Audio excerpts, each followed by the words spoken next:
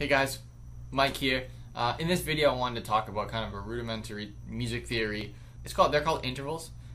Intervals are the distance between usually two notes, or sometimes even several notes, that we use to measure whether it be a scale or a chord or anything involving an arrangement or harmony or melody or anything like that.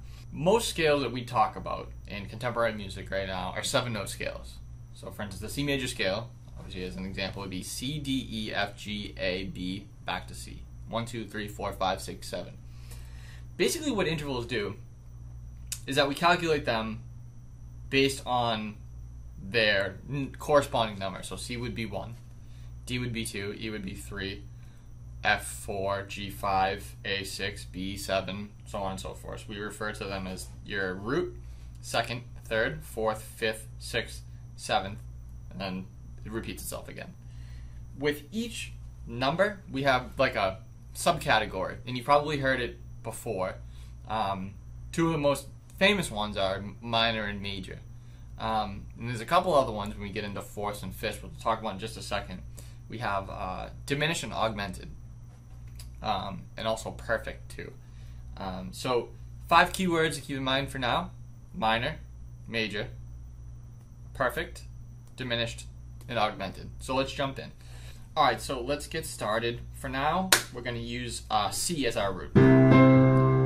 It's very, very visual on the piano. So C will be our root, or our 1. We'll call it our 1 for now. Let's move up to our seconds. Our seconds will be our Ds. And we have 2 types of Ds. We have our D flat and D natural. So you have C. Next black key up, it's going to be D flat, which is going to be a minor second. C to D natural, major second. Moving up to our E's. C to E flat, minor third. 1, 2, 3 half steps from your root is always a minor third. C to E natural, 4 half steps, major third. And we'll pause right there.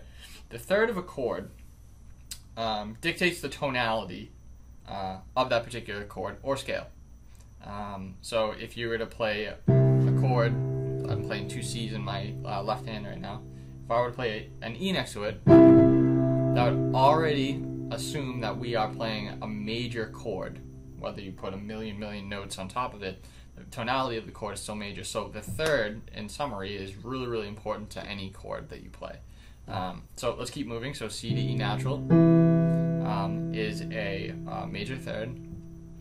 We're going to go up to our fourth now, which is interesting because we don't have a black key between E and F.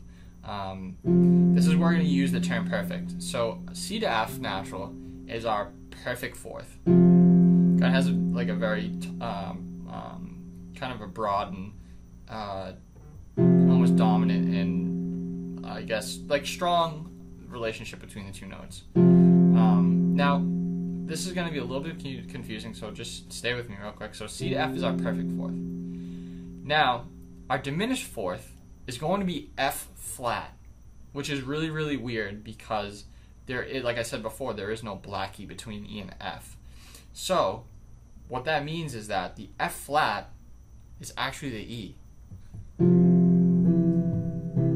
So why would we even create 2 labels for the same note?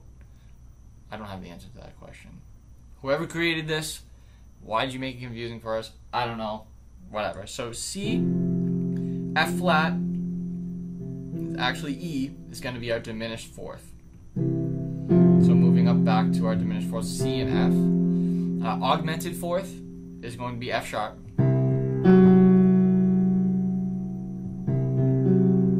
Cool. Moving up to G, C to G, perfect fourth. We stop right there too. If we go back a half step, we have a G flat. I'll also pause right there really, really quickly.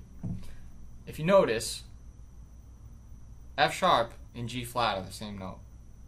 We call this Harmonic Equivalents. they're the same. Well, I guess I should say that they're the same tone. They're not the same note. If they were the same note, they'd have the same name. They're the same tone, but two different names.